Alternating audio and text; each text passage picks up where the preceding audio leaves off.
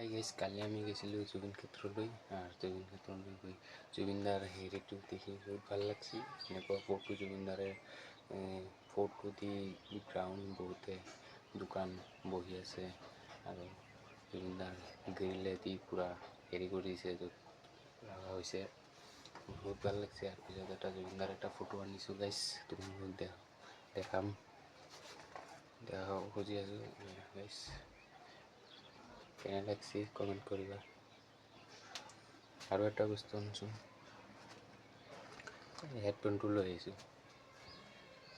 এইটো মানে ফ্লিপকাৰ্টত 500 টকা আছিল, পিছত আমি আমাৰ মাৰ্কেটৰ পৰা আনিছোঁ। এইটো 400-450 মাজতেই পাই গ'লোঁ, লৈ আহিছোঁ। আৰু একটু চোৱা আমাৰ ঘৰ ইমান ভাল হাই ফাই নহয় গাইজ, দিব পৰা।